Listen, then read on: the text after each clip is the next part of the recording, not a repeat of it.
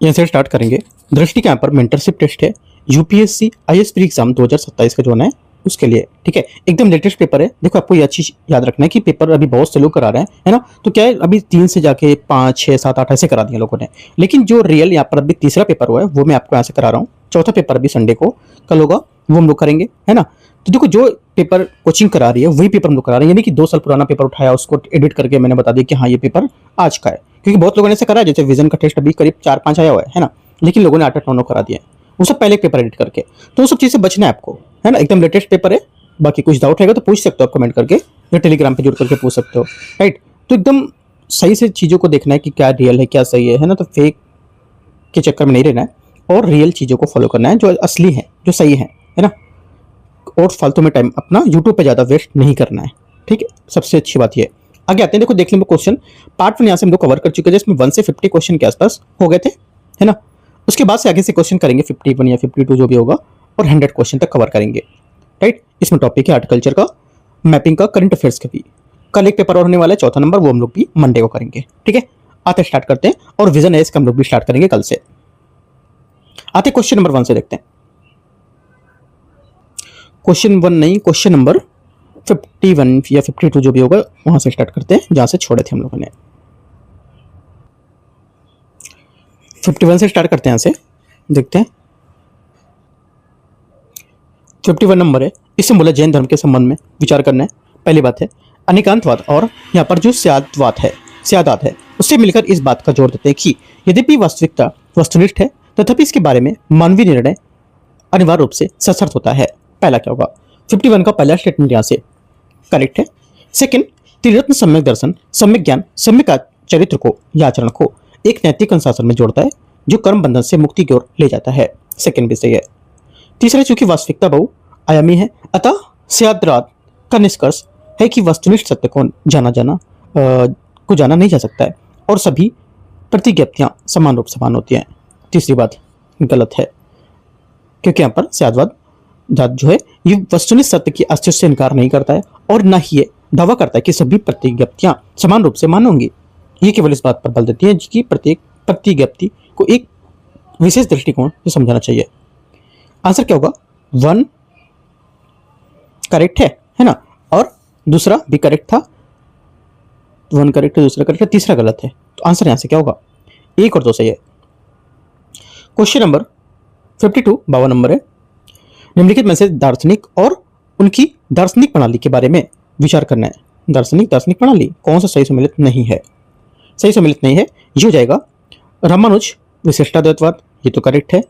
निम्बार्क शुद्ध द्वैताद्वैत या शुद्ध द्वैताद्वैत नहीं होगा, क्योंकि निम्बार्क द्वैताद्वैत या द्वैत अद्वैत या भेदाभेद के प्रतिपादक थे। ये मानते थे कि जीवात्मा और ब्राह्मण एक ही समय में ब्रह्मा से भिन्न भिन्न अभिन्न है, ठीक है। और शुद्ध द्वैत हो जाएगा आपका बल्वाचार द्वारा प्रतिपादित किया गया था, निम्बार्क द्वारा नहीं। माध्वाचार द्वैत होगा, ये बात करेक्ट है 13वीं शताब्दी में। आंसर हो जाएगा 1 और 3। सही आंसर क्या होगा, 52 का ए करेक्ट है, क्योंकि गलत पूछा है। क्वेश्चन 53 53, सिख धर्म के इतिहास के संबंध में शिक्षाओं के बारे में विचार करना है। गुरु ग्रंथ साहिब में न केवल सिख गुरुओं के भजन है, बल्कि भगत, कबीर और शेख फरीद सहित यहाँ पर धार्मिक परंपराओं से संबंधित भक्ति रचना भी शामिल है। 53 का पहला स्टेटमेंट यहाँ से करेक्ट है। सिख समुदाय में आध्यात्मिक आदर्शों के साथ उनकी लौकिक सत्ता प्रतिपादित और प्रतिनिधित्व करने वाले अकाल तख्त गुरु अर्जुन देव ने की थी। सेकंड बात यहाँ से गलत होगा, क्योंकि अकाल तख्त की स्थापना गुरु हरगोबिंद 6वें गुरु 1606 में मीरो पीरी या मीरी पीरी सिद्धांत के प्रतीक बनने के लिए की थी। 1 करेक्ट है सिर्फ। 54 नंबर है, संस्कृत साहित्य के दार्शनिक जो परंपरा है उसके बारे में विचार करना है। वृहदारण्यक उपनिषद एक दार्शनिक संवाद का वर्णन करता है, जिसमें गार्गी वचन वक्वी याज्ञवल्क्य से परम वास्तविकता की प्रकृति पर प्रश्न करती है। पहली बात सही है। महापुराणों की श्रुति साहित्य के रूप में वर्गीकृत किया गया है, क्योंकि वे पौराणिक आख्यान के माध्यम से वेद की दार्शनिक शिक्षाओं को व्याख्या करते हैं। सेकंड गलत है, क्योंकि महापुराण स्मृति परंपरा का हिस्सा है और श्रुति का नहीं है। यद्यपि वे आख्यानों के माध्यम से वैदिक विचारों को लोकप्रिय और स्पष्ट करते हैं, श्रुति की श्रेणी वेदों की ओर आरक्षित है, इसमें उपनिषद भी शामिल होता है। अष्टाध्यायी व्याकरण के नियम को तो दर्शाती है, लेकिन अपने समय पर समाज अर्थव्यवस्था में संस्कृति की अंतर्दृष्टि नहीं देती है। ये गलत है, क्योंकि अष्टाध्यायी या 8 अध्याय विद्वान पाणिनि द्वारा रचित एक प्राचीन ग्रंथ है। ये एक भाषाई ग्रंथ है जिसमें संस्कृत के लेखन और उच्चारण के मानक निर्धारित किए जाते हैं। अष्टाध्यायी में 4000 से अधिक व्याकरणिक नियम दिए गए हैं। ये उस समय के समाज के अर्थव्यवस्था और संस्कृति पर प्रकाश डालता था। आंसर क्या होगा? डी करेक्ट है, क्योंकि यहाँ पर सिर्फ पहला करेक्ट हो जाएगा, 2 और 3 इसके गलत हैं। अच्छा, पहला करेक्ट है, दूसरा गलत है, तीसरा गलत है ना, तो आंसर क्या होगा? 54 में पूछा कौन सा सही होगा? डी। 55 आते हैं बौद्ध ग्रंथ धर्म ग्रंथ के बारे में विचार करने। विनय पिटक मुख्यतः मठवासी संघ को नियंत्रित करने वाले नियमों को प्रतिपादन करता है। पहली बात 55 का करेक्ट है। सुत्त पिटक में केवल बौद्ध तत्व मीमांसा से संबंधित है, दार्शनिक ग्रंथों का संकलन है। सेकेंड बात गलत होगी, क्योंकि सुत्त पिटक केवल दार्शनिक ग्रंथों तक सीमित नहीं है, बल्कि ये बौद्ध धर्म के ग्रंथों का सबसे बड़ा भाग है और इसमें बुद्ध तथा उनके कुछ प्रमुख शिष्यों का उपदेश है। इसमें नैतिकता, ध्यान, सामाजिक आचरण, व्यवहारिक शिक्षाओं और दर्शन सहित विषयों की एक श्रृंखला को समावेशन होता है। इसमें केवल 4 उच्चतर तत्व मीमांसात्मक चर्चा रहती हैं, वो ही सम्मिलित नहीं होंगी। आंसर क्या होगा? पहला सही है, दूसरा गलत है। तीसरा अभिधर्म पिटक बौद्ध धर्म के उच्चतर सैद्धांतिक पक्षों में से संबंधित होगा। तीसरी बात करेक्ट हो जाएगी। हाँ, तीसरा सही है। आंसर 1 और 3 सही। आंसर क्या होगा? सी। 56 है, निम्नलिखित में से तमिल साहित्यिक कृति और उसकी विशिष्ट विशेषताओं के बारे में कौन सा नहीं सम्मिलित है? नहीं सम्मिलित होगा, वो हो जाएगा 56 में। Correct answer Silappadikaram. यह मुख्य रूप से एक दार्शनिक ग्रंथ है जो विभिन्न धार्मिक संप्रदाय के बीच होने वाली विमर्शों पर आधारित होता है। यह बात गलत है। क्यों? क्योंकि इलिंगो अडिगल द्वारा रचित, किसके द्वारा? इलिंगो अडिगल द्वारा रचित सिलप्पदिकारम तमिल साहित्य के 5 महान महाकाव्यों में से एक है। इसमें कन्नगी और कोवलन की कथा का वर्णन किया गया तथा न्याय, सदाचार और राजकीय उत्तरदायित्व जैसे विषयों पर प्रकाश डाला गया है। यद्यपि इसमें धार्मिक विचारों पर संदर्भ मिलते हैं, तथापि मुख्यतः विभिन्न धार्मिक संप्रदाय के बीच होने वाले वाद विवाद पर आधारित दार्शनिक ग्रंथ नहीं होंगे। ठीक है, आंसर क्या हो जाएगा? ए करेक्ट है, गलत पूछा तो बाकी यहां पर करेक्ट है इसके सब। 57 है, निम्नलिखित पर विचार करना है। फारसी कृति और उसके यहाँ पर विशिष्ट विशेषताओं के बारे में कौन सा सही सम्मिलित है? फारसी कृति में हो जाएगा पर सजरा ए अंसाब। सजरा ए अंसाब क्या होगा? ये इसकी मुकदमा 1192 और भारत में नियुक्त होकर 1206 में लाहौर गद्दी पर बैठने तक कुतुबुद्दीन ऐबक के जीवन का सैन्य अभियानों का वर्णन है। ताजुल मासिर, ताजुल जो मासिर है ये क्या होगा? ये रचना हसन निजामी ने की थी और इसमें गोरी के विजय और ऐबक की उपलब्धियों का वर्णन किया गया है। इसमें तबकात का परिचय नहीं दिया गया है। तबकात नासिरी इसके बाद खंड एशिया और भारत के जो शासक वंश है उसको लेकर चंगेज खान के अधीन बताया था। ये करेक्ट है। 1 और 3 सही है। आंसर यहां से क्या होगा? ए नंबर। Question 58 58 number. मध्यकालीन भारत में उर्दू और अन्य क्षेत्रीय भाषाओं में विकास को लेकर संबंध में विचार करना है। उर्दू का विकास तुर्की में बसने वालों और स्थायी जो जनसंख्या होती है स्थानीय, उनके बीच अंतरक्रिया के परिणाम स्वरूप हुआ था और दक्कन के बहमनी राज्यों से उनके उत्कर्ष के दौरान उसे दक्कनी के नाम से जाना जाने लगा था। 58 का पहला स्टेटमेंट करेक्ट है। पृथ्वीराज रासो को समानता हिंदी साहित्य की प्रारंभिक कृतियों में से एक मानता है। सेकेंड बात एकदम करेक्ट है। ठीक है, और खड़ी बोली 19वीं शताब्दी के दौरान आधुनिक मानक हिंदी साहित्य की खड़ी बोली बनी थी। तीसरा है, भक्ति आंदोलन के उदय में बंगाली और मराठी जैसी क्षेत्रीय भाषाओं में विकास में उल्लेखनीय गिरावट आई थी, क्योंकि संतों ने भक्ति संबंधी रचनाओं के लिए संस्कृत को प्राथमिकता दी थी। ऐसा नहीं है कुछ, क्योंकि भक्ति आंदोलन के कारण क्षेत्रीय भाषाओं में पतन नहीं हुआ था। आप ये नहीं बोल सकते कि भक्ति आंदोलन के कारण क्षेत्रीय भाषाओं का पतन हो गया था, बल्कि इसके विपरीत इसी संतों को संस्कृत के स्थान पर जन भाषाओं में भक्ति साहित्य रचने के लिए प्रोत्साहन करके उनके विकास को बढ़ावा देने के लिए किया था। आंसर आपका 1 2 करेक्ट है। सी स्टेटमेंट यहां से इसका सही हो जाएगा। आगे आते क्वेश्चन 59 59 नंबर है। निम्नलिखित प्राचीन भित्ति चित्रकला को कौन से सम्मिलित नहीं कर रहा है बताना है। सम्मिलित नहीं है जो ये हो जाएगा कौन सा? पहला देखते हैं, ये बोला है कि अजंता की गुफाएं बुद्ध के जीवन, जातक कथाओं और बोधिसत्व को दर्शाने वाला भित्ति चित्र होता है। पहली बात सही है। सेकंड, बाघ की गुफाएं भित्ति चित्र मुख्यतः मठवासी अनुष्ठान को लेकर सैद्धांतिक शिक्षा तक सीमित नहीं होगा, क्योंकि मठवासी अनुष्ठान या सैद्धांतिक शिक्षा तक सीमित नहीं है, क्योंकि वे अपने दरबारी सौंदर्यबोध, लौकिक दृष्टिकोण, भावात्मक व्यक्ति, उससे परिपूर्ण मानव की आकृतियां, नर्तक, संगीतकार, उससे परिष्कृत शैलियों के लिए होगा, है ना। तो ये गलत हो जाएगा। सित्तनवासल की गुफाएं जैन जो भित्ति चित्र है उसकी परंपरा, जिसमें कमल सरोवर, वनस्पति, जीव जंतु, आध्यात्मिक मुख से जुड़े चित्रण है। तीसरी बात क्या होगी? तीसरी बात यहाँ से करेक्ट है। आंसर 1 और 3 सही है। गलत पूछा है लेकिन 59 का आंसर गलत पूछा है, तो क्या होगा? B number. क्वेश्चन 60 आते हैं 60। सूची 1 और सूची 2 को मैच करेंगे, लघु चित्रकला शैली, और यहाँ पर विशिष्ट विशेषता क्या है 60 में। पहली बात है मुगल शैली क्या होती है। देखो, जो मुगल शैली, ये भारतीय शैली में समन्वय, उभरी तथा पांडुलिपि, चित्रण और चित्रांकन को प्रोत्साहन करती है। इकट्टू। अगला, राजस्थानी जो शैली होती है, राजस्थानी शैली क्या करती है? ये राजस्थानी शैली जो थी औरंगजेब के अधीन राजकीय संरक्षण की समाप्ति के कारण कलाकार राजस्थान और पंजाब की पहाड़ियों में चले गए थे, और राजस्थानी पहाड़ियों में शैलियों में महाकाव्य, मिथक, है ना, और बारहमासा, ये सब पर आधारित लघु चित्र का विकास किया था। तो बी का हो जाएगा आपका 3 नंबर स्टेटमेंट, यहाँ पर दे रखा होगा ऊपर, बी का 3, है ना। उसके बाद सी नंबर, पहाड़ी शैली क्या होती है? पहाड़ी शैली जो होती है, ये पहले में दे रखा है इसका आंसर, पहले में इसका आंसर है, तो इसका हो जाएगा पहले में पहाड़ी शैली में आपका जो बुद्ध के जीवन की जातक कथाओं का, नहीं, पंजाब की जो पहाड़ियाँ हैं, ये कांगड़ा, कुल्लू, बसोली, गुलेर, चंबा, गढ़वाल जैसे, है ना। तो ये पहला हो जाएगा सी का। और बचा डी का, तो डी का जो हो जाएगा ये चौथा करेक्ट हो जाएगा, डी का, दक्कन शैली। तो देखो, आपको सीरियल से यहाँ पर लिख लेना है तो ज़्यादा ठीक रहेगा, क्योंकि ऊपर नीचे दे रखा है तो आपको समझ नहीं आएगा। आप सीरियल से यहाँ पर पॉइंट लिख लो, मैं आपको आंसर बता देता हूँ इसका। सीरियल से आप इनको अपने नोट्स में नोट कर लो, ठीक है। 60 का डी आंसर करेक्ट है, राइट। डी वाले को आप इसको नोट्स करो, ए का 2, बी का 3, सी का 1, डी का 4, ऐसे करके नोट कर लें आपको जो व्याख्या दी है। 61 है चित्रकला की परंपरा और इसके विवरण क्या है। पहली बात ये बोला है कि, पहला बोला है ऐसे कि लेप्य चित्र क्या होता है? लोक कथाओं का चित्रण होता है, जबकि लेखा चित्र वस्त्रों पर रेखांकित चित्र होते हैं। सही बात है।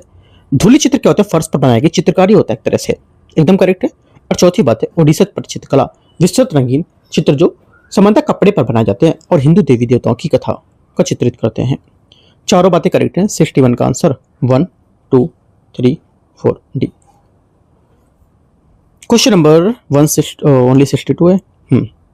62 नंबर है, भारतीय साहित्य शास्त्रीय संगीत के बारे में विचार करना है। मध्यकालीन अवधि के दौरान भारतीय शास्त्रीय संगीत की 2 विशिष्ट परंपराओं हिंदुस्तानी और कर्नाटक संगीत से विकसित हुआ था। 62 फर्स्ट स्टेटमेंट करेक्ट है। हिंदुस्तानी संगीत मुख्य रूप से दक्षिण भारत में दक्कन पठार तक ही सीमित था। सेकंड बात गलत हो जाएगी, क्यों? क्योंकि हिंदुस्तानी संगीत उत्तर पूर्व और पश्चिम भारत में फैला, जबकि कर्नाटक संगीत दक्षिण भारत और दक्कन पठारी क्षेत्र में विकसित हुआ था। सेकंड गलत है। तीसरा है इस्लाम के आगमन के बाद फारसी संगीत और संस्कृति ने उत्तर पूर्व और पश्चिम भारत में संगीत विकास को प्रभावित किया था। तीसरी बात क्या होगी? तीसरी बात करेक्ट है। आंसर 1 और 3 सही है, तो क्या होगा? 62 का ए करेक्ट है। 63 है भारतीय संगीत वाद्य यंत्र के बारे में, संगीत वाद्य यंत्र श्रेणी और इसकी संबद्ध श्रेणी परंपरा कौन सी है। पहली बात है, देखते हैं। पहला बोला कि तत् क्या होता है? तो वीणा और सितार जैसे वाले यंत्र, वाद्य यंत्र, सही है। सेकंड, घन बोला है मृदगम और तबला जैसे अनवरुद्ध वाद्य यंत्र, ये गलत है, क्योंकि घन जो होता है ये वाद उन ठोस अवस्था स्वोत्पादक वाद्य यंत्र को कहा जाता है जिसमें वाद्य यंत्र का शरीर के प्रहार करने पर स्वयं उसी के शरीर से ध्वनि उत्पन्न होती है। इसके कारणों में मंजीरा, करताल, जल तरंग, झांझ ये सब शामिल होता है ना। तो ये गलत हो जाएगा। तीसरा है पुंग क्या होता है? मणिपुर शास्त्रीय परंपरा से अभिन्न रूप में संबद्ध एक ढोल। तीसरा क्या होगा? करेक्ट है। चौथा, खंजरी क्या होता है? देखो, जो खंजरी है ये एक फ्रेम आधारित ताल वाद्य यंत्र होता है, एकदम करेक्ट है। राजस्थान के कलपेर या नृत्य की परंपरा का एक ताल वाद्य यंत्र होता है। आंसर 1, 3, 4 सही है। सही आंसर क्या होगा? सही आंसर 1, 3, 4 का हो जाएगा आपका सी नंबर। क्वेश्चन नंबर आगे आते हैं 64। सूची को सूची 2 को मैच करेंगे, देखते हैं। छात्रीय नृत्य और यहाँ पर शास्त्रीय नृत्य और विशिष्ट विशेषता क्या है इसकी। पहली बात बोला है ओडिसी। ओडिसी क्या होगा? ओडिसी का आपको हो जाएगा ये मंदिर वास्तुकला की मूर्ति कलाओं से प्रेरित भंगी जो मुद्रा है इसकी प्रमुख विशेषता होती है ना। ए का क्या हो जाएगा? ए का 2। आगे देखते हैं मणिपुरी क्या होती है। मणिपुरी जो होती है ये वैष्णव परंपरा से गहराई से संबद्ध है और इसमें संकीर्तन और रासलीला का समन्वय होता है। इसे सबसे प्रसिद्ध अंगों में से एक पुंगचोलम है, जिसे कलाकार एक साथ नृत्य करते हैं और पुंग बजाते हैं। आगे देखते हैं, ये हो जाएगा बी का 4। क्या होगा? बी का 4 हो जाएगा। आगे सी नंबर बोला कुचिपुड़ी। कुचिपुड़ी जो है जिसका नाम आंध्र प्रदेश के गांव पे नाम पर पड़ा था, ये आपका यहाँ से 1 से सम्मिलित होगा। 1 में क्या था? 1 में था भागतुलु नृत्य की नाट्य परंपरा से उत्पन्न। और चौथा मोहिनीअट्टम। मोहिनीअट्टम आपको हो जाएगा डी का 3 नंबर। मतलब 3 में क्या है कि लस प्रधान और सौम्य नृत्य को जिसे पारंपरिक रूप से श्वेतभूषा के रूप में जानते थे या प्रस्तुत करते थे। करेक्ट आंसर 64 का आपका हो जाएगा क्या? ए नंबर करेक्ट है। देखो जैसे ऐसे क्वेश्चन आ रहे हैं मैचिंग करने वाले, उनको सामने सामने आप लिख के एक अच्छा सा फ्रेम करके नोट्स बना लो, है ना। जरूरी नहीं कि सेम चीज पूछे, हो सकता है कुछ और पूछे, तो इन पे जाकर टॉपिक डीप में पढ़ो आप। आगे आते क्वेश्चन 62 है। 64 के बाद 65 आता है, 62 नहीं। 65 है। इससे बोला है कि प्रदर्शन कला और यहाँ पर क्षेत्र विशेषता क्या है इसकी। देखते हैं 65 नंबर क्वेश्चन। पहली बात यहाँ से ये बोला है कि थेव्यम क्या होगा? थेव्यम आपको हो जाएगा ये केरल की एक अनुष्ठानिक प्रदर्शन परंपरा जिसमें विस्तृत मुख सज्जा, ऊंचे शिरोभूषण और देवता के रूप में ध्यान करना शामिल होता है। पहला क्या होगा? करेक्ट है। सेकंड भवई क्या होता है? देखो जो भवई है मिजोरम का लोक नृत्य नहीं होगा, ये गुजरात का पारंपरिक लोक नृत्य है। भांड पाथेर जो कश्मीर का पारंपरिक लोक नृत्य है। ठीक है, तीसरा सही है। और चौथा भी दे रखा है, चौथा हो जाएगा तमाशा। तमाशा कहाँ का होगा? महाराष्ट्र का है। तमाशा महाराष्ट्र का है, एक लोक नाट्य परंपरा। कौन सा गलत है इसमें? दूसरा गलत था, बाकी सब करेक्ट है। तो 1 3 4 सही पूछा है। 66 है निम्नलिखित में से भारतीय रंगमंची परंपराओं में से कौन से उसकी विशिष्ट विशेषताओं के लिए नहीं सम्मिलित है? 66 का आंसर हो जाएगा जो सम्मिलित नहीं है वो कौन सा? पहला बोला है कि कुटियाट्टम। कुटियाट्टम क्या होता है? संस्कृत रंगमंच की मात्र जीवन परंपरा जिसका प्रदर्शन परंपरागत रूप से केरल के कुट्टबलम नामक मंदिर रंगमंचों में किया जाता है। पहली बात तो सही हो जाएगी मैचिंग इसकी 66 की। आगे सेकंड यक्षगान क्या होता है? देखो यक्षगान जो है ये क्या होगा? ये तमिलनाडु की एक शास्त्रीय नृत्य परंपरा है ना। क्या होगा? गलत है, एकदम गलत है, क्योंकि ये कर्नाटक की यहाँ पर एक शास्त्रीय नृत्य परंपरा होगी, तमिलनाडु नहीं। अंकीय नृत्य क्या होता है? अंकीय नृत्य जो होता है ये असम के नामघरों और संतों में नामघर और सन्नतों के परंपरागत रूप से प्रयुक्त किया जाने वाला एकांकी भक्ति नाटक होगा। तीसरा सही है। 1 और 3 यहाँ पे सही हो गया, लेकिन पूछा था क्या? गलत पूछा था ना। हाँ गलत पूछा था, तो बी हो जाएगा गलत। क्वेश्चन 67 है निम्नलिखित में से छाया कठपुतली परंपराओं को से संबंधित क्षेत्रों को में कौन सही सम्मिलित है? जो सही सम्मिलित है 67 में ये हो जाएगा करेक्ट आंसर यहाँ से तोलुबोलामट्टा मुमलट्टा आंध्र प्रदेश, ये यहां से करेक्ट है। और तोंगलू गोयम्बट्टा ये भी करेक्ट है केरल। रावण छाया ओडिशा नहीं होगा, रावण छाया ओडिशा की पारंपरिक कठपुतली कला है। रावण छाया तीसरा भी सही है ना, गलत नहीं होगा क्योंकि ओडिशा की ही है ये। तोलवाप्पा कुथु तमिलनाडु, तोलवाप्पा कुथु तमिलनाडु से नहीं होगा, ये इसका संबंध केरल से है, ये तो केरल से हो गई। ठीक है। और तोगलू जो की है तोगलू गोयम्बट्टा ये केरल से नहीं होगी, ये कर्नाटक से होगी। थोड़ा सा मिस्टेक हो गया, देखो फिर से देख लेते हैं। ये जो करेक्ट आंध्र प्रदेश, तोगलू आपकी केरल नहीं होगी, कर्नाटका होगी। ठीक है। और रावण छाया ओडिशा सही है, और ये तमिलनाडु नहीं होगी, क्या होगी? केरल होगी। 1 और 3 करेक्ट है ना, 67 का आंसर हो जाएगा सी। 68 नंबर है इंडो इस्लामिक कला एवं स्थापत्य के संबंध में विचार करना है। इंडो इस्लामिक वास्तुकला को प्रांतीय शैलियों में गुजरात शैली क्षेत्रीय मंदिरों की परंपराओं को तत्व ग्रहण किए हैं। पहली बात 68 का क्या होगा? 68 का फर्स्ट स्टेटमेंट यहां से करेक्ट है। ठीक है। सेकेंड बात है टेसलेशन और पित्राडुरा तकनीकी का उपयोग दीवारों की सतह पर अलंकरण करने के लिए किया जाता था। सेकंड बात यहाँ से ये भी करेक्ट है। इल्तुतमिश ने कुतुब मीनार का निर्माण किया आरंभ किया। तीसरा क्या होगा? तीसरा गलत है, क्योंकि कुतुबुद्दीन ऐबक ने लगभग 1199 में कुतुब मीनार का निर्माण आरंभ किया था और ये केवल इसकी पहली मंजिल का निर्माण पूरा कर सका था और उसके उत्तराधिकारी ने इल्तुतमिश ने बाद में मीनार की 3 मंजिलें और जोड़ी थी। आंसर 1, 2 करेक्ट है। तीसरा गलत होगा। पूछा क्या है, कौन सा गलत है? तो तीसरा गलत है। 69 69 नंबर है। निम्नलिखित पर विचार करना है। भक्ति और सूफी परंपराओं के बीच अंतरक्रिया ने मध्यकालीन भारत में एक समन्वित सांस्कृतिक परंपरा के उद्भव में महत्वपूर्ण योगदान दिया था।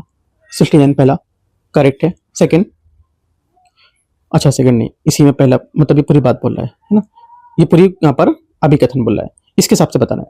तो देखो, बोला संतों ने रहस्यवादियों द्वारा आध्यात्मिक विचारों को संप्रेषित करने के लिए क्षेत्रीय भाषाओं का व्यापक उपयोग किया। पहला क्या है? पहली बात करेक्ट है। सेकंड, सूफी खानकाहों और भक्ति जो सभा होती थी उसमें भक्ति गीतों जैसे कि साझा संगीत परंपरा इसका विकास हुआ था। सेकंड बात भी सही है। तीसरा है, भक्ति संप्रदायों में सूफी सिलसिलों को एक ही संप्रदाय या एक ही धार्मिक संस्था से पूर्ण विलय था। गलत होगा, क्योंकि भक्ति संप्रदाय सूफी सिलसिले से दोनों अलग अलग प्रभावित किया था उनको और भक्ति प्रथाओं को साझा किया, लेकिन इसमें संस्था के रूप में विलीन नहीं हुए थे। 1 2 सिर्फ करेक्ट होगा। 69 का आंसर डी। क्वेश्चन 70 है। निम्नलिखित पर विचार करना है। ये इंडो फारसी शब्द मध्यकालीन भारतीय कृषि के संबंध में शाब्दिक रूप से उत्तम फसलों के लिए अर्थ को व्यक्त करता है। 70 पहला स्टेटमेंट यहां से क्या होगा?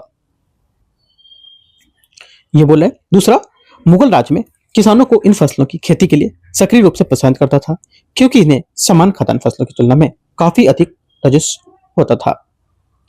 तीसरा है, कपास और गन्ने जैसी फसलों को इस श्रेणी में प्रमुख उदाहरण बनाता था और इन व्यापक उत्पादन दर्शाता था और किसान की जोत वाणिज्यिक उत्पादन निर्वाह कृषि एक दूसरे से घनिष्ठ रूप से जुड़ी हुई थी। तो जो फारसी मध्यकालीन कृषि की बात कर रहा है, तो एक किस अर्थ को व्यक्त करता है? ये व्यक्त करता है जिन्स ए कामिल की, है ना। जिन्स ए कामिल क्या होता है? शाब्दिक रूप से उत्तम फसलें मानते हैं इसको। क्वेश्चन पूछ सकता है सिंपल सा, जिन्स ए कामिल जो है ये क्या है? मुगल काल में इसको कैसे प्रयोग करते थे? इसको बोलते थे उत्तम फसलें, अच्छी फसलें। ठीक है, आगे आते क्वेश्चन 71 है। निम्नलिखित में से कौन सा सम्मिलित यहां पर नहीं कर रहा है? सम्मिलित यहां पर नहीं है। आंसर 71 का हो जाएगा टाइबर नदी मैड्रिड। गलत है। ठीक है, क्योंकि टाइबर नदी मैड्रिड के बजाय रोम से होकर प्रवाहित होती है। मैड्रिड का संबंध मंजानारेस नदी से होगा। आगे आते हैं क्वेश्चन 72 72 नंबर है। इसमें बोला है कि निम्नलिखित में से कौन सा सागर सीमावर्ती देश के साथ सही सम्मिलित है? सागर और सीमावर्ती देश तो जो सम्मिलित है वो जाएगा, एक तो बाल्टिक सागर, स्वीडन, फिनलैंड और पोलैंड। एड्रियाटिक सागर जो जाएगा, ये भूमध्य सागर को एक शाखा है जो इटली के प्रायद्वीप और बाल्कन प्रायद्वीप के बीच स्थित है। इसकी सीमा इटली के स्लोवानिया, क्रोएशिया और बोलिविया और हर्जेगोविना को लेकर लगेगी। करेक्ट हो जाएगा। तीसरा, उत्तरी सागर नॉर्वे, यूनाइटेड किंगडम और नीदरलैंड। करेक्ट है। चौथा, काला सागर स्पेन, पुर्तगाल, फ्रांस। काला सागर तुर्की, बुल्गारिया, रोमानिया, यूक्रेन, रूस, जॉर्जिया से घिरा हुआ है। ये बात गलत हो जाएगा। 1 2 3 करेक्ट है। 73, यूरोप के निम्नलिखित में से जलडमरमद चैनल को अपनी अवस्थिति के साथ सम्मिलित करना है। जलडमरमद और इसकी अवस्थिति क्या होगी? पहली बात है जिब्राल्टर स्पेन और मोरक्को के बीच, बॉस्फोरस काला सागर और मरमरा सागर के बीच। ठीक है, आगे डार्डनल्स जलडमरमद क्या होगा? डार्डनल्स क्या होगा 73 में? करेक्ट हो जाएगा। हाँ करेक्ट है अभी, क्योंकि ये मरमरा सागर और एजियन सागर के बीच। डोवर जलडमरमद जो है इटली और सिसिली के बीच। ये बात गलत है चौथी वाली, क्योंकि डोवर जलडमरमद इंग्लैंड और फ्रांस के बीच स्थित है तथा इंग्लिश चैनल को उत्तरी सागर से जोड़ता है और ये इटली और सिसिली के बीच नहीं होगा। ठीक है, मुख्य भूमि इटली और सिसिली के बीच मेसिना जलडमरमद है। 1 2 3 करेक्ट है। क्वेश्चन नंबर 74, यूरोप को निम्नलिखित में से कौन सी पर्वत श्रेणी जो होती है ये अपने संबंधित क्षेत्र से सही सम्मिलित बताती है? पर्वत श्रेणी और संबद्ध क्षेत्र कौन से हैं? पहली बात है आल्पस मध्य यूरोप, पेरिनीज स्पेन और फ्रांस के बीच, एपिनाइन इटली और इटली का प्रायद्वीप ये।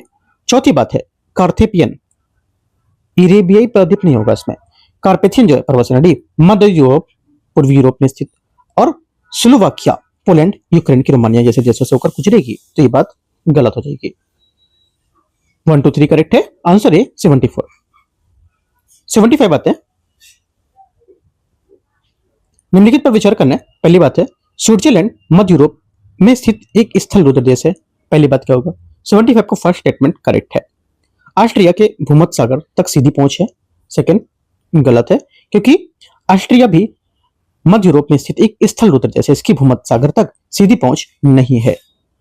हंगरी कार्पेथियन बेसिन में स्थित एक स्थल रुद्र देश है। तीसरा करेक्ट है। चौथा, पुर्तगाल अटलांटिक महासागर में तट पर स्थित एक तटीय देश होगा। चौथी बात करेक्ट है। आंसर बी 1 3 4 दूसरा गलत था। 76 है, भारत में मतदाता सूची के विशेष गहन परीक्षण SIR के बारे में विचार करना है। अभी चल रहा है SIR, है ना। मतदाता सूची में डुप्लीकेट, मृत, स्थानांतरित और अयोग्य मतदाताओं को हटाने के लिए विशेष गहन परीक्षण SIR आयोजित किया जाता है। 76 का पहला स्टेटमेंट यहां से एकदम करेक्ट है।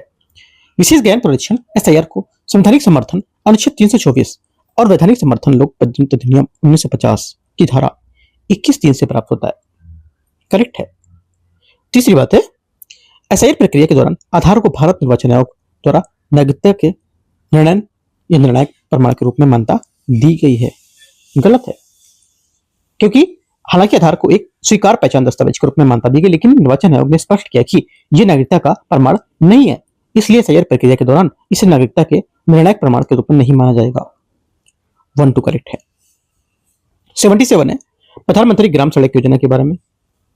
इसे हर मौसम में इस्तेमाल होने वाली सड़कों के माध्यम से ग्रामीण सड़क कनेक्टिविटी को बेहतर बनाने के लिए शुरू किया गया था।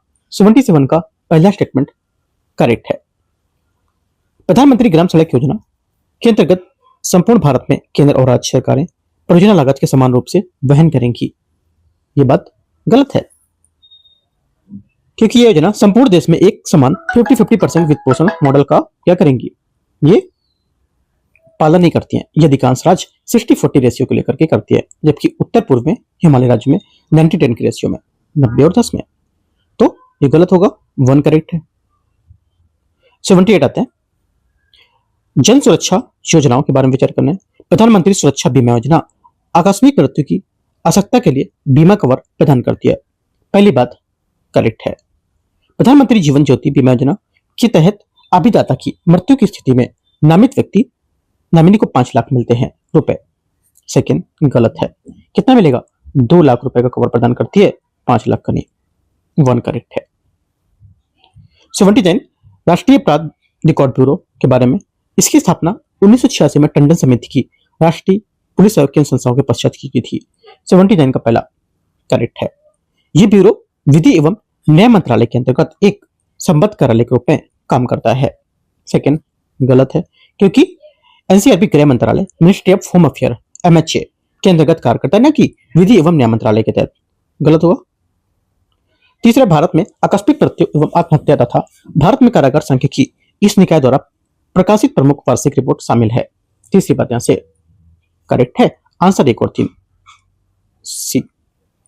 80 नंबर 80 परमाणु अप्रसार संधि के बारे में विचार करना है। यह राज्यों के शांतिपूर्ण उद्देश्यों और परमाणु ऊर्जा के विकास के अनंत संग्राम में अधिकार को स्वीकार करता है। 80 का पहला स्टेटमेंट सही है। यह परमाणु हथियार संपन्न जो राज्य है उसके लिए समयबद्ध परमाणु निरस्त्रीकरण को अनिवार्य करता है। सेकंड गलत हो जाएगा, क्योंकि NPT परमाणु हथियार संपन्न राज्यों को निरस्त्रीकरण और सद्भावनापूर्ण वार्ता करने के लिए दायित्व देता है, लेकिन इसमें कोई निश्चित समय सीमा निर्धारित नहीं करता, जो इसकी एक प्रमुख आलोचना है। यह परमाणु हथियार संपन्न एवं गैर परमाणु हथियार संपन्न राज्यों के मध्य एक स्पष्ट रेखा रेखांकित करेगा। तीसरी बात क्या होगी? करेक्ट है। 1 और 3 सही है, ये आंसर है। 81 अंतर्देशीय जलमार्ग वर्गीकरण और परिवहन क्षमता में संबंध में विचार करना है। राष्ट्रीय परिवहन नीति समिति 1980 के अनुसार किसी जलमार्ग को राष्ट्रीय घोषित किए जाने के लिए कम से कम 50 किलोमीटर की निरंतर लंबाई और न्यूनतम 1.5 मीटर गहराई होना आवश्यक है। पहली बात यहां से 81 का करेक्ट हो जाएगा। सेकंड बोले किसी जलमार्ग को वाणिज्यिक रूप से नौगम्य तब मानाता है जब वह कम से कम 500 टन वाला क्षमता को संचालन कर सकता हो। सेकेंड बात क्या होगी? गलत है, 500 नहीं, लगभग 50 टन वाली क्षमता का संचालन कर सके। कैनालाइज्ड जलमार्ग पूर्णतः मानव निर्मित होते हैं जो प्राकृतिक बाधाओं को पार करने हेतु अभियांत्रिकी रूप से निर्मित चैनल होते हैं। तीसरा, ये भी गलत है क्योंकि कैनालाइज्ड जलमार्ग प्राकृतिक नदियों को, बांधों को जल नियंत्रण द्वारा यहाँ पर जो लॉक होते हैं उनकी संरचनाओं को अवशोषित करके बनाते हैं, जबकि पूर्णतः मानव निर्मित चैनल को कैनाल कहा जाता है। सिर्फ 1 करेक्ट है, आंसर 1। 82, विदेशी प्रत्यक्ष निवेश एफडीआई। भारत में सभी एफडीआई प्रस्तावक को आर्थिक कार्यों की मंत्रिमंडल समिति के अनुमोदन की आवश्यकता होती है। पहली बात 82 का गलत है। क्यों? क्योंकि आर्थिक कार्यों में मंत्रिमंडल समिति प्रत्येक विदेशी निवेश प्रस्ताव की जांच नहीं करती है। इसके अनुमोदन की आवश्यकता केवल उनके मामलों में ही होती है जिनमें निर्धारित वित्तीय सीमा अधिक बड़े इक्विटी सीमा शामिल हो। सेकेंड बात है, भारत के साथ भूमि सीमा साझा करने वाले देशों में निवेश के लिए गृह मंत्रालय से सुरक्षा मंजूरी की आवश्यकता होती है। ये बात करेक्ट है, ओनली 2 सही है, answer B. Question number 83, Bharat में समानता और समावेशी विकास के संबंध में विचार करना है। गिनी सूचकांक लॉरेंज वक्र से प्राप्त होता है और इसका उपयोग आय और संपत्ति वितरण की असमानता को मापने के लिए किया जाता है। पहला क्या होगा? पहली बात यहां से 83 का क्या होगी? करेक्ट है, सही है। गिनी सूचकांक का मान 0 पूर्ण समानता को दर्शाता है जबकि 1 पूर्ण असमानता को दर्शाता है।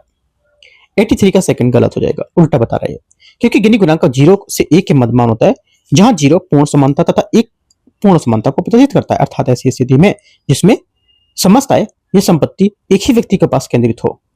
अतः यह गिनी गुणांक किसी वास्तविक अवधारणा की विपरीत व्याख्या को बता रहा है। यहाँ पे समावेशी विकास का उद्देश्य यह सुनिश्चित करता है कि आर्थिक विकास व्यापक, सहभागी और समाज के सभी लोगों को लाभकारी हो। तीसरा करेक्ट है। पूछे कौन सा सही होगा? 1 और 3। 83 का ए स्टेटमेंट सही है। 84 आते हैं 84 नंबर। भारतीय रिजर्व बैंक आरबीआई की उसकी स्वर्ण धारिताओं के संबंध में विचार करना है। वैश्विक स्तर पर सोने की कीमतों में तेजी के कारण आरबीआई की स्वर्ण धारिताओं में वृद्धि हुई है जो अब भारत की मुद्रा की जो आरक्षित निधि है उसका 16.7% है। पहली बात सही है। सेकंड, मार्च 2026 तक आरबीआई अपनी अधिकांश स्वर्ण धारिताओं को विदेशी वर्ल्ड में रखता है जो अंतरराष्ट्रीय भंडारण पर उसकी निर्भरता को दर्शाता है। गलत है क्योंकि आरबीआई अपनी स्वर्ण धारिताओं का एक महत्वपूर्ण हिस्सा मार्च 2026 तक 77% जो घरेलू बैंकों में स्थानांतरित कर दिया था जिसने विदेशी वर्ल्ड पर निर्भरता कम हो रखी थी। गलत हो जाएगा।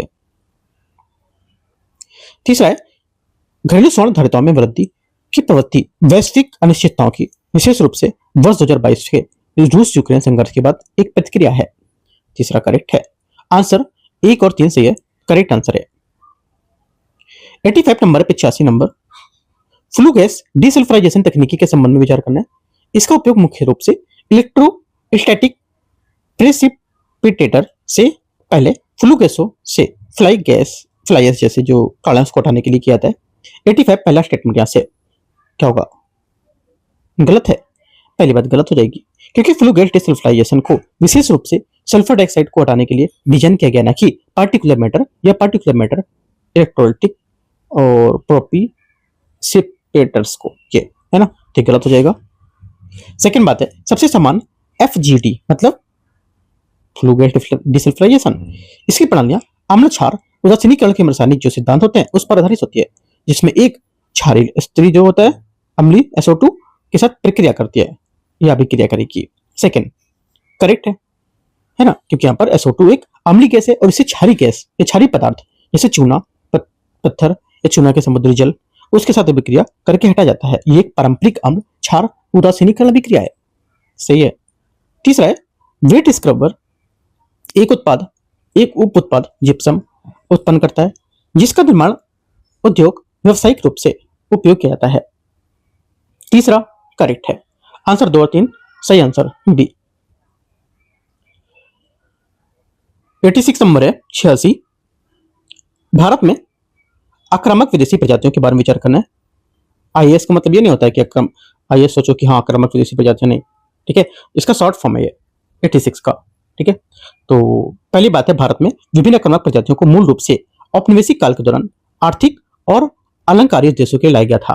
पहली बात एकदम सही है। मोनोकल्चर एकल कृषि वृक्षारोपण आक्रामक प्रजातियों के खिलाफ पारिस्थितिक प्रतिरोधकता क्षमता को बढ़ाता है। सेकेंड बात गलत है, क्योंकि मोनोकल्चर वन की जैव विविधता को कम करती है और पारिस्थितिक रिक्तता को उत्पन्न करता है, जिसका आक्रामक प्रजातियों पर फायदा उठाती है। तीसरा है, नहर सिंचाई को और बोरवेल के विस्तार को कुछ आक्रामक प्रजातियों के प्रसार में सहायता किया है। करेक्ट है, क्योंकि नहर और बोरवेल के विस्तार ने आर्द्रता के शासन को बदल दिया और जिससे गहरी जड़ों वाले आक्रामक पौधे को फैलने में मदद मिलती है। 1 और 3 सही है, आंसर है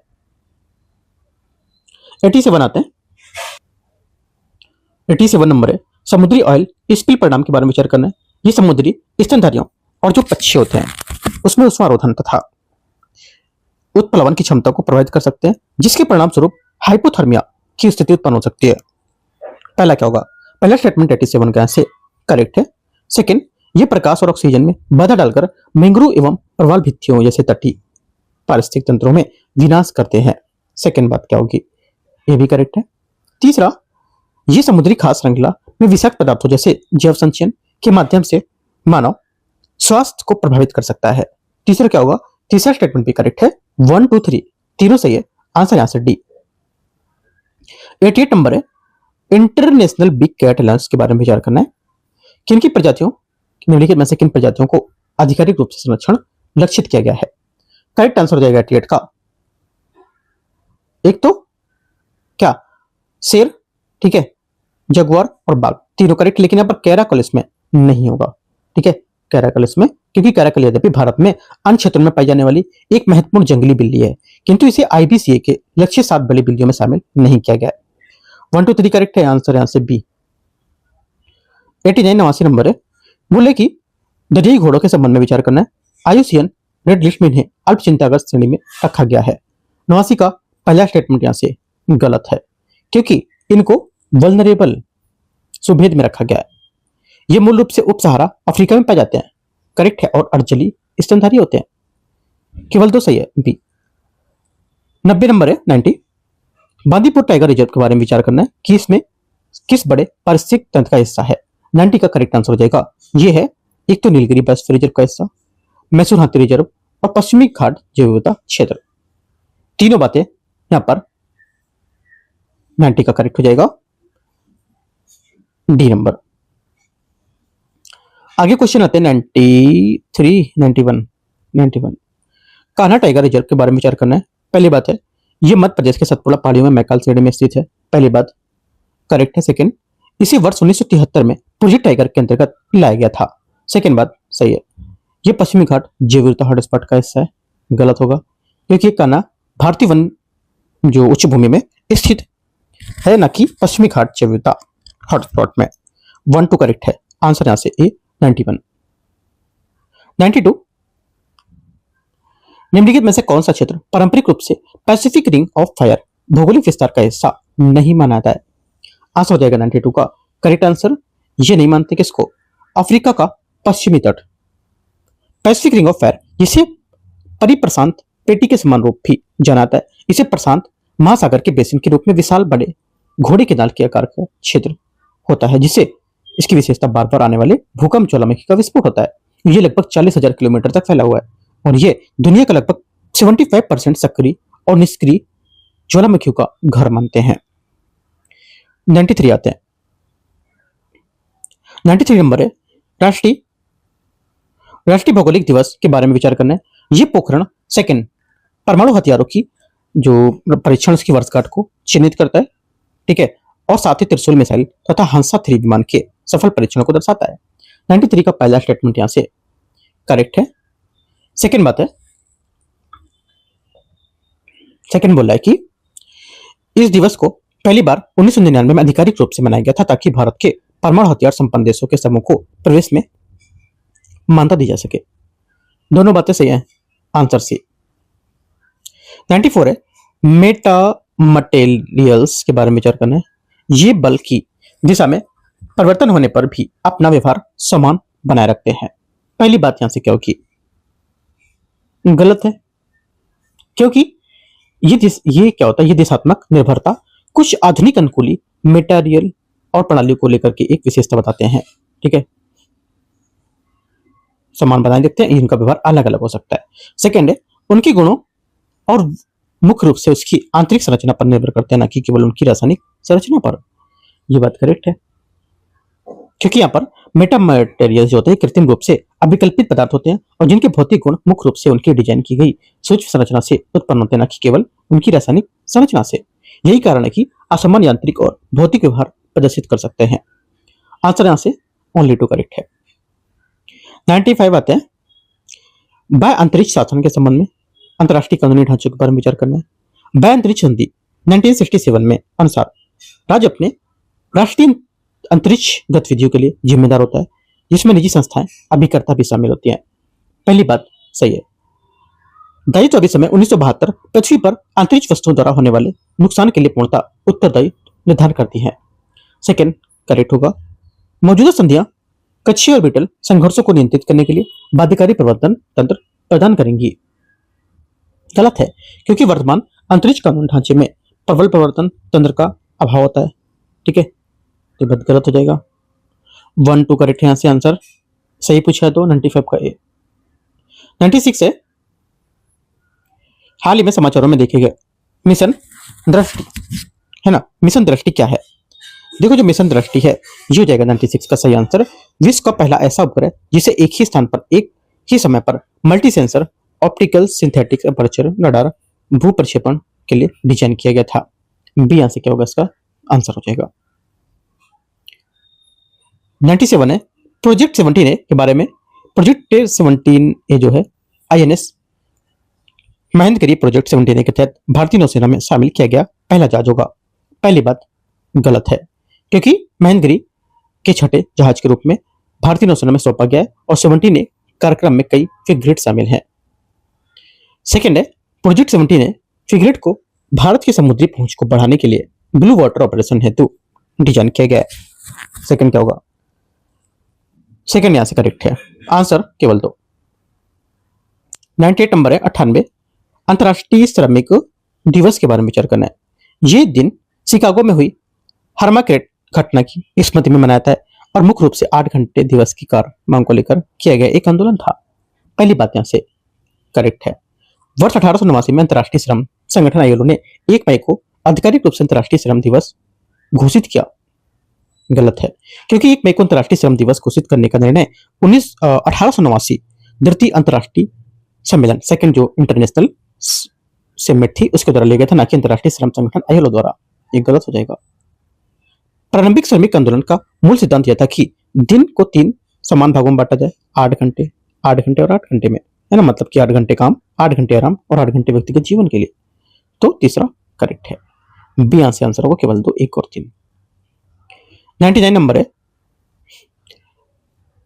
थुडुकुडी भारत में पहली बार मेगा ग्रीनफील्ड शिपयार्ड परियोजना के संबंध में विचार करना है। यह परियोजना मैरीटाइम अमृतकाल विजन 2047 से संबंधित है और इसका उद्देश्य भारत की वैश्विक पोत निर्माण की क्षमता को बढ़ाना होगा। पहला क्या होगा? 99 का पहला स्टेटमेंट यहां से करेक्ट है। थुडुकुडी में प्रस्तावित शिपयार्ड की वार्षिक क्षमता 2.5 मिलियन ग्रॉस टन होने की परिकल्पना की गई है। सेकंड बात क्या है? सेकंड बात ये भी सही है। भारत दक्षिण कोरिया ढांचा विशेष रूप से नौसेना रक्षा सहयोग पर केंद्रित है और वाणिज्यिक शिपिंग लॉजिस्टिक को प्रदान करती है। तीसरा गलत है, क्योंकि भारत दक्षिण कोरिया ढांचा पोत निर्माण शिपिंग समुद्री लॉजिस्टिक कार्यबल प्रशिक्षण संबंधी समुद्री उद्योग को लेकर के शामिल करता है। ये केवल नौसेना और रक्षा सहयोग तक सीमित नहीं होगा। 1 2 करेक्ट है। आगे आते क्वेश्चन 99 हो गया, 100 नंबर देखते हैं। राष्ट्रीय पंचायत पुरस्कार 2025 के बारे में विचार करना है। राष्ट्रीय पंचायत पुरस्कार हर वर्ष पंचायती राज मंत्रालय द्वारा ग्रामीण विकास सर्वश्रेष्ठ प्रदर्शन करने वाली पंचायतों को मान्यता देने के लिए प्रदान किया जाता है। पहली बात क्या होगी? पहली बात स्टेटमेंट यहां से इसका 100 का करेक्ट है।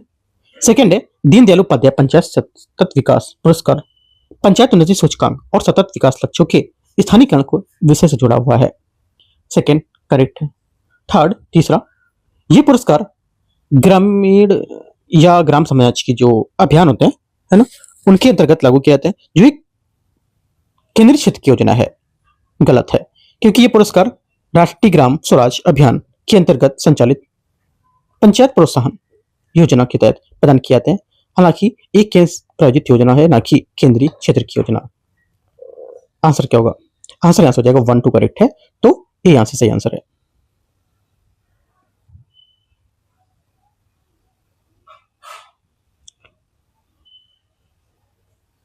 तो इस टाइप से 100 क्वेश्चन हम लोग यहाँ पर पूरे कर लिए, और यहाँ पर टेस्ट जो 3 है मेंटरशिप का यूपीएससी आईएएस प्रीलिम्स 2027 के लिए, आपका यहाँ से तीसरा पेपर खत्म हो गया। कल यहाँ पर चौथा होगा, तो हम लोग मंडे को चौथा पेपर करेंगे। साथ में देखो आपको क्या करते रहना है, अभी आपके पास बहुत सारा टाइम है, मेंस का आंसर राइटिंग जरूर करना है ना। आप क्वेश्चन जो आप प्रीलिम्स से सॉल्व करो तो अच्छी बात है, सॉल्व करो वो भी, और आपको मेंस का आंसर राइटिंग भी करते रहना। मेंस का अभी देखो हम लोग का पास किस लिए टाइम होता है, मेंस का आंसर राइटिंग करने का टाइम होता है, ठीक है। दूसरा जो हमारा ऑप्शनल होता है वो भी कवर करना होता है, और जो करंट अफेयर्स चीजें होती है उनको ऐड करना होता है। इन 3 चीजों को करना है। आंसर राइटिंग आप नहीं कर सकते हो, जो आपका ऑप्शनल है उसका भी, है ना। और जो स्टैटिक ऑप्शनल मतलब आंसर राइटिंग, जैसे कि GS1 GS2 GS3, इनका भी आंसर राइटिंग करो। मैंने 3 पेपर कराए हुए हैं, मतलब 3 क्लासेस कराए हुए हैं, जिसमें से 4 क्वेश्चन मैंने आपको करने के लिए दिए हैं, समझाया भी कैसे कैसे क्वेश्चन सॉल्व करते हैं, एकदम अच्छे तरीके से समझाया। आप जाके चैनल पर देख सकते हो। नहीं मिलेगा तो बोलो, मैं आपको लिंक प्रोवाइड करूंगा, वहां से मिलेगा। टेलीग्राम ज्वाइन करो, वहां पे पूछो, वहां पे मैं आपको दूंगा, है ना। आप बस पूछो और सॉल्व करो चीजों को, ठीक है। मतलब पूछने से कुछ डरना नहीं कि यहाँ पूछेंगे तो क्या होगा, क्या कुछ नहीं, आपको जो पूछना है पूछ सकते हो, ठीक है। चैनल पर जुड़ करके टेलीग्राम पर, या पर्सनल टेलीग्राम कर सकते हो @BATHAMSHIV, है ना। टेलीग्राम जुड़ो, वहां पे मैं आईडी अपना शेयर कर दूंगा, वहां से पूछ सकते हो जो पूछना होगा। एंड करते हैं। All the best, thank you.